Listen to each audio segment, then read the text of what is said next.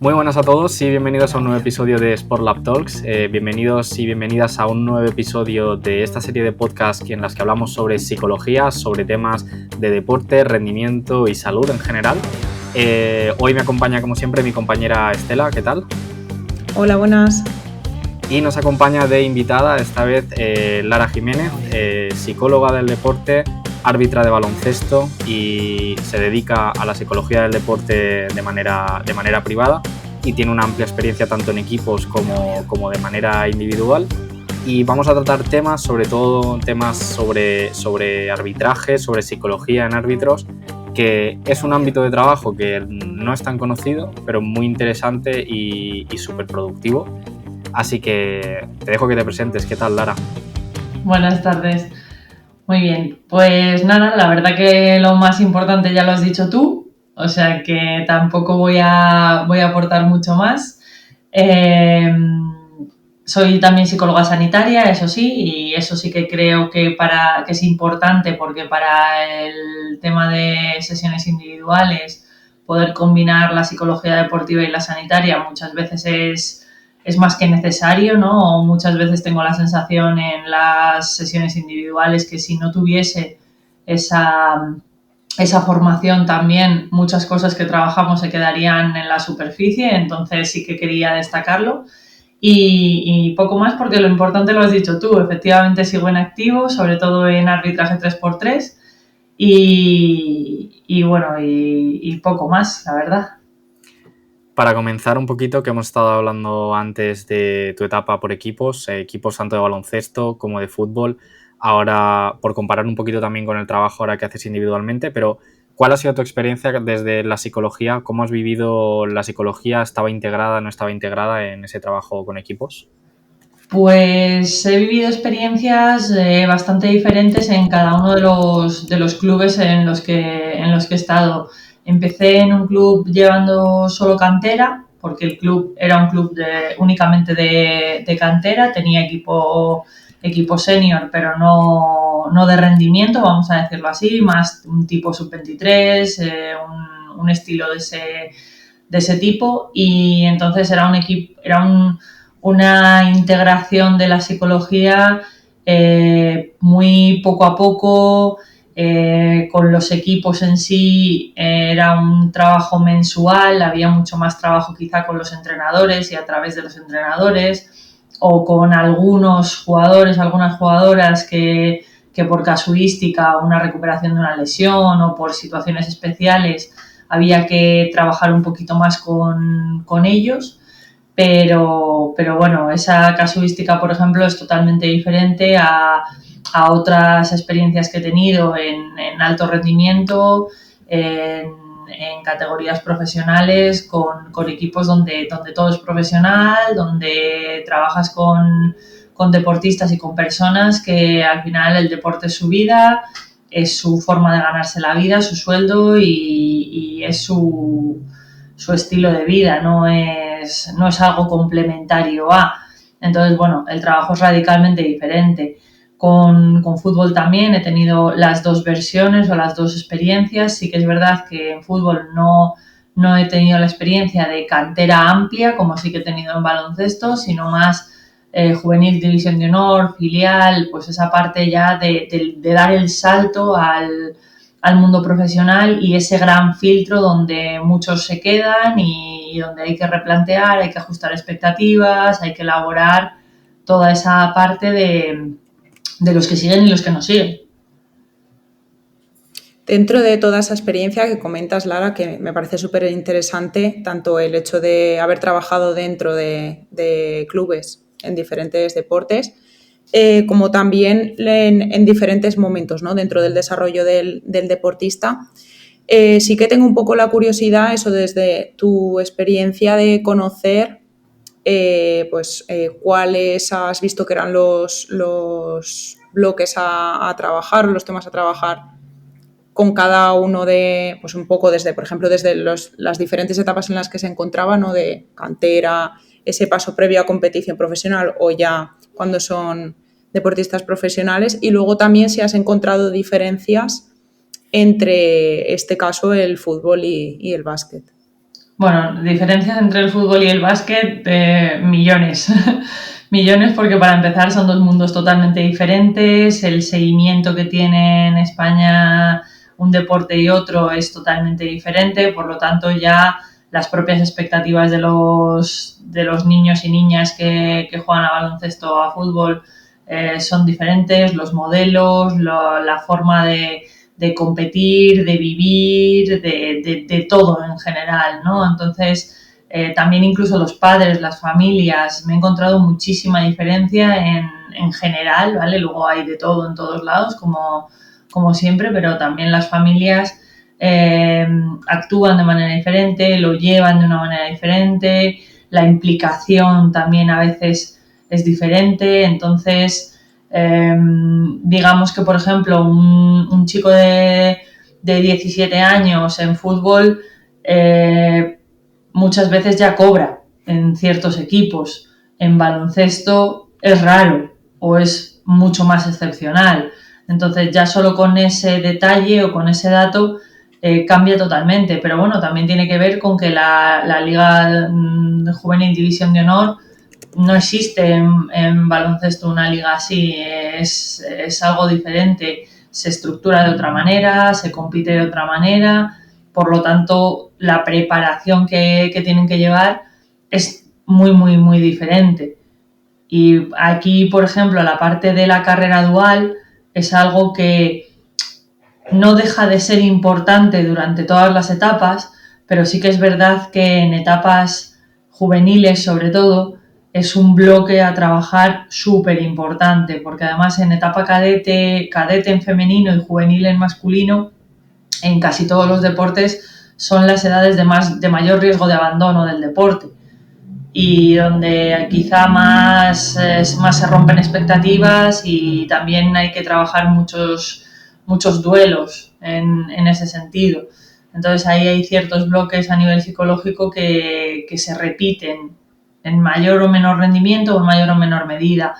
La parte adulta de ya rendimiento, de profesionalidad o semiprofesionalidad, bueno, quizá ahí es más la gestión de la presión, todo lo que tiene que ver con esa parte del ámbito laboral, ¿no? De vivir el deporte como un trabajo, como un estilo de vida y lo que afecta al resto de las áreas de vida. Y aquí sí que, por ejemplo, en la parte más adulta o en el deporte ya de rendimiento, todo el tema de lesiones, para mí es fundamental tener el apoyo psicológico en esos procesos y bueno, lo que son momentos clave de rendimiento, el saber controlar la activación, saber poner bien el foco en los estímulos que son clave, el aprender a entenderse emocionalmente para que las emociones jueguen a favor y no en contra, toda esa parte quizá más detalles más específicos, ¿no? Por resumir un poco, diría que a lo mejor en categorías de base se trabaja más conceptos más amplios y luego en rendimiento adulto ya puedes ir muchísimo más al detalle. Que hay jóvenes que están en rendimiento con los que también por madurez cognitiva y madurez emocional se puede trabajar muy en detalle y es una pasada a veces con algunos deportistas como con los jóvenes que son 18, 19, 20 años puedes trabajar al detalle y con una comprensión y un entendimiento maravilloso, pero bueno, por generalizar un poco y poder responder a tu pregunta. Y respecto a esto que comentabas del trabajo en la carrera dual, ¿cómo integras la psicología o cómo trabajas con una persona que está muy comprometida con el deporte y en algunos casos poco comprometida con el estudio y esa barrera o esa distancia de compromiso que hay? ¿Cómo se trabaja al final, ¿no? Porque realmente la mayoría de personas que nos escuchan es desde la psicología. Y creo que es muy interesante cómo abordar esos temas en gente que ya ha vivido esa experiencia de saber integrar las herramientas que tenemos en el desarrollo de una persona que quiere ser deportista y no quiere ser estudiante. ¿Cómo se puede trabajar un caso de ese tipo? Bueno, muchas veces yo les confronto con la realidad que tienen a su alrededor y con lo que las posibilidades que se pueden encontrar a futuro, ¿no? Muchas veces los deportistas jóvenes que no están comprometidos en el estudio no quieren pensar en el futuro, viven mucho en el presente, cada vez que a lo mejor les preguntamos por el futuro es ya se verá, bueno, ya lo pensaré, bueno, ya veré. Entonces son evasivas, son largas y muchas veces el confrontarle con la realidad, el preguntarle por sus modelos, quiénes son sus modelos, qué edad tienen sus modelos, qué están haciendo sus modelos, al final en un momento u otro te van a conectar con alguien que ya no está en activo y que ha tenido que hacer algún tipo de carrera dual, ¿no? Quizá no una carrera dual normativa, porque es verdad que hoy en día no tenemos por qué llevar una carrera dual estrictamente normativa, ¿no? Pero bueno, sí que esa parte de ver que hasta el mayor de los ídolos tiene algo más, aparte del deporte, con lo que vivir, con lo que subsistir y con lo que desarrollarse, es importante. Otras veces también lo trabajamos como una manera casi de ocio, de desarrollo cognitivo, de interés, de desconectar, de salir, de buscar en ese estudio algún otro interés y poder desconectar del deporte, ¿no? Es algo que también muchas veces nos ayuda. Por ejemplo, oye, pues me gusta, incluso aunque a veces esté un poco conectado con el deporte, porque es verdad que muchísimos deportistas jóvenes tienen interés por carreras o trabajos en relación con el deporte, ¿no? Digamos que si pienso en los equipos juveniles o en los jóvenes con los que me he relacionado en estos últimos años, hay variabilidad, pero es verdad que hay muchos que se interesan por la fisioterapia, por el entrenamiento personal, por todo lo que tiene la nutrición, por muchas cosas que tienen que ver con el deporte, incluso algunos que también apuestan por el mundo de la empresa, también para entender cómo funcionan ciertas empresas y en concreto clubes deportivos o empresas relacionadas con el deporte, ¿no? Entonces, bueno, también aquí hay esa parte que si se despiertan esos otros gustos, aficiones, también les podemos despertar ahí un interés. Me parece interesante eso que estás comentando también desde que lo vean interesante, ¿no? De que haya algo que más allá de que a futuro, que como dices es difícil que le puedan prestar atención, ¿no? Porque no les interesa, porque no lo vean cercano. Que ellos puedan engancharse con algo en el presente que les ayude a futuro. Esa parte me parece súper importante. Y que luego, pues como vas diciendo también, ¿no? Que igual esos deportistas esas deportistas a medida que se van haciendo más mayores, pues van encontrando pues esos intereses, por ejemplo, en la parte de fisio, ¿no? De profesionales que están cerca de ellos. Y sí que me gustaría preguntarte también, igual en esos deportistas pues no lo sé si en una edad más avanzada o simplemente en un momento en la que la carrera deportiva se trunca, ¿cómo se trabaja esa parte de igual de que también se puede juntar incluso, ¿no? con un duelo de lo que he sido hasta ahora como deportista y ahora que soy? ¿Cómo se trabaja esa parte y cómo ayuda el hecho de que esta carrera dual esté trabajada o no? Hombre, si no recuerdo mal hay algún estudio sobre esto, lo que pasa es que yo para el tema de nombres de autores y datos soy de verdad horrible, lo tengo que tener todo apuntado porque si no es imposible, mi memoria es muy selectiva en ese sentido, pero sí que quiero recordar que hay estudios en este sentido en cuanto a cómo los deportistas que tienen apoyos más allá del deporte tienen una mejor recuperación, porque al final una lesión, a no ser que sea una lesión leve, siempre tiene un tiempo de inmovilización que nos deja fuera del deporte, ¿no? Y que estamos fuera de entrenamientos, fuera de viajes, fuera de partidos, fuera de dinámica, y a veces eso es un tiempo largo, ¿no? Entonces, aunque a ciertos niveles sí que podamos ir al gimnasio del club o sí que podamos empezar a rehabilitarnos muy pronto dentro de las instalaciones del club, pero al final perdemos vínculos, perdemos esa vinculación con el equipo. Entonces, sí que hay algún estudio que demuestra que esos deportistas que tienen también círculos y vínculos sociales fuera del deporte, ese propio apoyo y esa protección a la identidad de la persona favorece una recuperación mejor, ¿no? Entonces, bueno, esto explicárselo a un deportista es complicado. Yo lo he explicado así un poco porque creo que la mayoría de gente que nos va a escuchar viene del mundo de la psicología, pero muchas veces también con los propios deportistas, cuando hay un compañero lesionado, a veces sí que les pregunto sobre, oye, ¿y has hablado con este compañero? ¿Y qué crees que estará haciendo?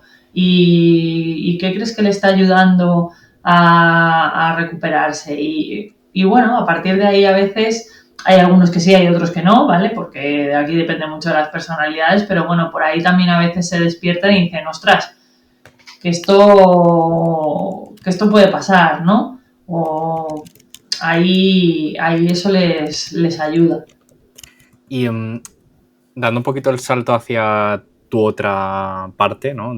Como psicóloga, como profesional, lo primero, ¿cómo te adentras en el sector del arbitraje? ¿Cómo te llama la atención a nivel de, entiendo que jugabas a baloncesto, y cómo te llama la atención el arbitraje? Y sobre todo, ¿cómo descubres que la psicología tiene un rol muy importante en el trabajo con árbitros y con árbitras? Ya no solo entiendo en el baloncesto, sino en cualquier deporte. Pero ¿cómo se alinean un poco las ideas como psicóloga, como árbitra, y cómo llegas a trabajar un poco en ese sector? Pues tiene que ver mucho con la parte de unir mi vida personal con mi vida laboral, ¿no? Y ha habido alguna vez que me ha pasado factura esto y yo también he tenido que tener casi una tercera carrera, ya no dual, sino una tercera vía de escape.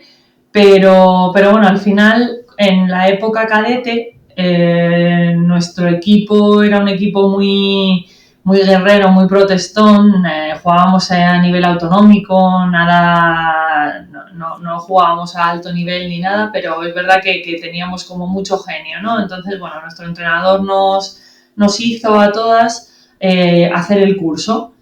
Y bueno, pues yo vi que me parecía algo interesante, me parecía algo donde a lo mejor me podía desarrollar más que jugando, porque es verdad que jugando no era de las mejores del equipo, no me importa reconocerlo, había compañeras mucho mejores que yo y que jugaban más que yo, entonces sí que veía a lo mejor en el arbitraje una motivación diferente de vivir el baloncesto de otra manera, y donde a lo mejor sí me podía desarrollar más, sí me sentía más valiosa, ¿no? Y donde quizá podía tener un lugar más donde encajar mejor, ¿no? Que parte de mis amigas son mi equipo de baloncesto de aquella época, o sea que no es que no encajase en el equipo. Y bueno, me voy desarrollando en ese sentido, paso a la universidad, ya el tema de jugar con los estudios se complica un poco, entonces el arbitraje es mucho más fácil para mí de llevar con el tema universitario, voy haciendo muchísimos amigos a raíz del arbitraje y claro, me voy encontrando que en esas conversaciones con amigos del arbitraje no paran de salir conceptos que yo estoy estudiando en la carrera. Despistes, problemas que al final son problemas de atención o de concentración, nervios, miedos, preocupaciones, que al final no es otra cosa que gestión de las emociones, esa tolerancia a la frustración, la presión, la comunicación, muchas variables relacionadas con la comunicación, con los jugadores, con los participantes, con los propios compañeros, el propio compromiso de uno mismo, la toma de decisiones. Veo que no paran de relacionarse conceptos que yo estoy estudiando en la carrera con las propias conversaciones que tengo con muchos de mis amigos, y que aparte también hay cosas que vivo yo en primera persona cuando yo me enfrento a esos partidos y a esos momentos de arbitrar, ¿no?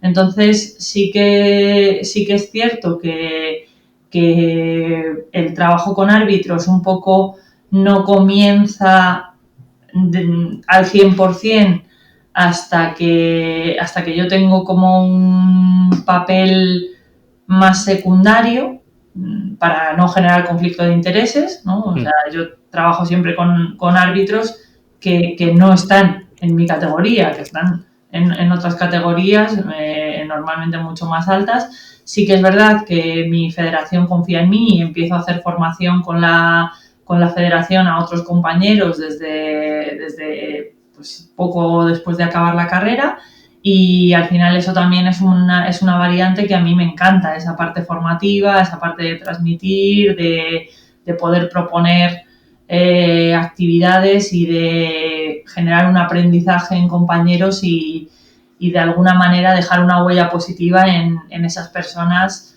Para mí es súper agradable y súper agradecido. Entonces, al final, combino las dos pasiones, la psicología y el arbitraje. Además, lo que dices también, para pararnos a pensar un poco, ¿no? Y reflexionar dentro del mundo del deporte, el efecto que tiene también la propia competición sobre estas personas, sin las que además no sería posible la propia competición, ¿no? Has hablado de esa parte del trabajo personal con esos árbitros y de diferentes variables que pueden afectarles pues eso, durante el desarrollo de las competiciones, pero creo que también es importante pararnos a pensar un poco en el trabajo, que bajo mi punto de vista es muy importante, desde el propio deportista hacia los, o incluso desde los clubes o las federaciones mismas, hacia este colectivo, ¿no? Por ejemplo, me viene el ejemplo rápido de la frustración que se muestra muchas veces cuando hay, bajo el punto de vista de los equipos, algo que se ha pitado de manera injusta, como parece que vale todo hacia esas personas, ¿no? Me gustaría saber también tu punto de vista, o si desde tu experiencia has trabajado desde esta otra parte. A ver, siempre partimos de la base de que el árbitro es fundamental para que haya competición, pero el árbitro nunca gana. Entonces, o lo que es ganar para un árbitro tiene mucho que ver con detalles, con objetivos personales, con criterios técnicos. Además, el arbitraje, por mucho que se intente cada vez mejorar, la evaluación de los árbitros siempre es subjetiva porque se evalúa a través de otras personas, no hay un marcador, no hay... hay criterios de datos, criterios, digamos, objetivos, pero siempre hay una gran subjetividad de por medio. Y bueno, sí que es verdad que cuando he estado en clubes o he podido hacer alguna formación sobre psicología deportiva en clubes, aunque no estuviera relacionada con ellos durante toda la temporada, en cuanto sabían que era árbitro, muchas veces me han preguntado por esto. Entonces, a través de ese chascarrillo, digámoslo así, he podido hablar de la figura y de cómo relacionarse de una manera más adecuada con los árbitros, o de lo importante que es la figura del árbitro, que muchos, sobre todo muchos jóvenes, no entienden, no comprenden, y a veces es necesario, igual que con los padres, por ejemplo. Aquí sí que es verdad que la figura de las familias y cómo las familias ven también la figura del árbitro y cómo actúan con la figura del árbitro desde las gradas es determinante para cómo vemos que luego los deportistas, sobre todo los jóvenes, actúan. Y Yo también, porque yo también he estado desde el rol de árbitro de fútbol y me resulta súper interesante lo que dices porque es verdad que el arbitraje cambia mucho cuando lo percibes desde dentro. Y incluso he estado en doble rol, he estado como psicólogo y como árbitro a la vez. Y cuando estás en rol de psicólogo dentro de un club, el arbitraje lo percibes de una manera y cuando estás como árbitro lo percibes de otra. Es un rol muy curioso, la verdad. Se desarrollan unas habilidades psicológicas muy específicas y súper, súper concretas, que es sobre lo que te quiero preguntar. O sea, cuando te sientas enfrente de un árbitro, ¿qué es lo principal que se suele trabajar? ¿O cuál es la principal necesidad que se suele trabajar? Depende mucho de la categoría y de la situación del árbitro en la categoría o de el rol que pueda jugar.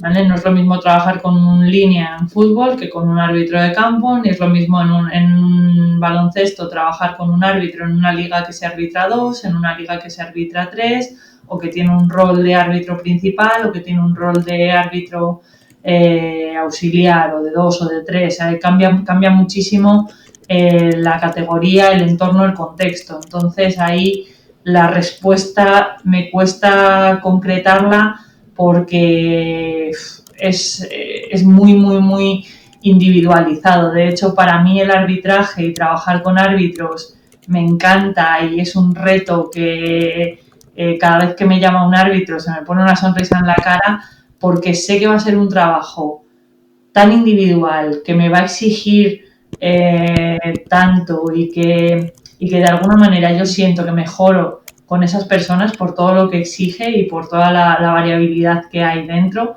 que me cuesta darte una respuesta concreta, pero a la vez te digo que me apasiona un montón, ¿no?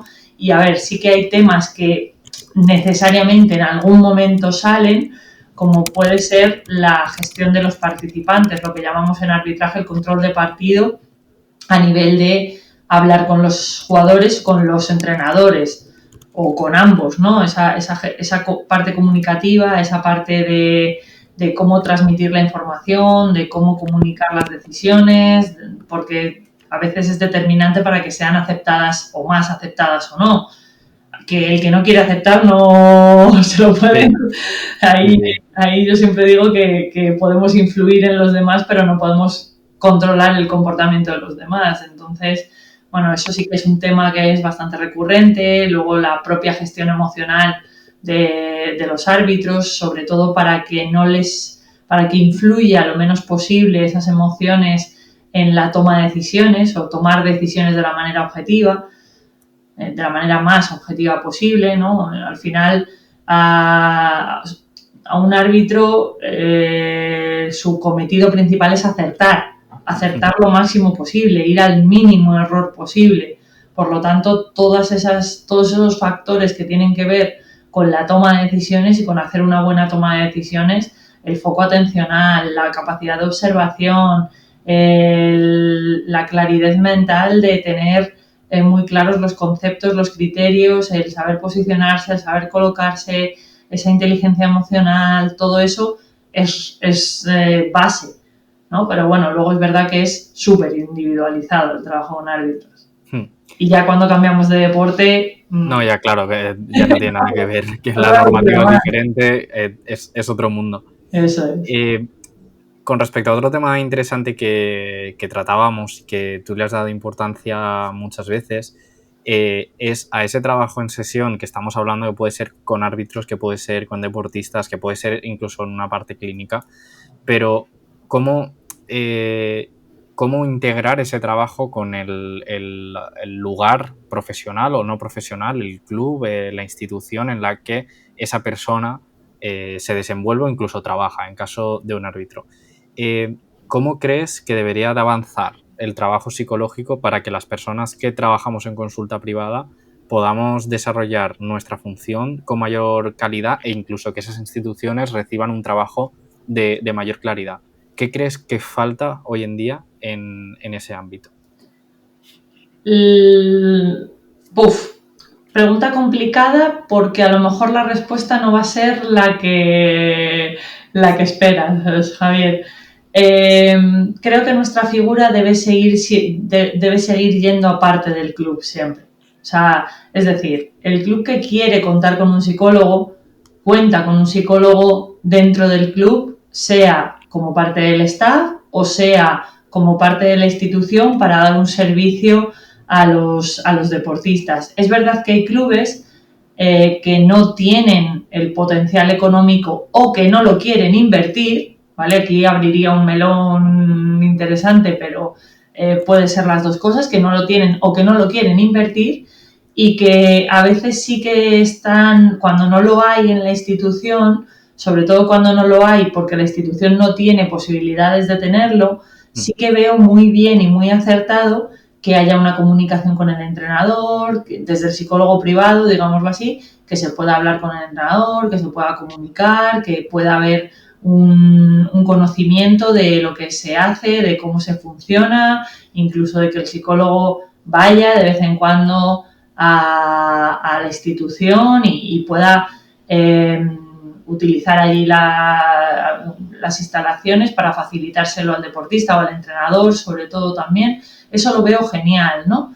Pero sí que es verdad que hay que tener mucho cuidado porque creo que cuando la institución no quiere tener ese potencial económico, a veces pueden intentar un poco sacar un provecho de un trabajo privado que el propio deportista o el entrenador valora y que es su espacio seguro, su espacio de también desconectar de la institución, ¿no? Entonces, a veces, si como psicólogos privados nos metemos demasiado en la institución, le estamos quitando a ese deportista o a ese entrenador o parte del staff su espacio seguro fuera de la institución que precisamente busca aposta, ¿no? No sé si me he explicado correctamente. Es verdad que con deportistas individuales, con deportistas de deportes individuales, golf, taekwondo, pádel, natación, bueno, natación tendríamos ahí mezcla y mezcla, pero con deportistas, atletismo, con deportistas que provienen de deportes individuales, sí que es cierto que muchas veces ellos quieren elegir su psicólogo y no agradecen, por supuesto que agradecen que haya un psicólogo a lo mejor en la federación o en el equipo, pero al final a veces en el propio equipo compiten contra otros de sus compañeros.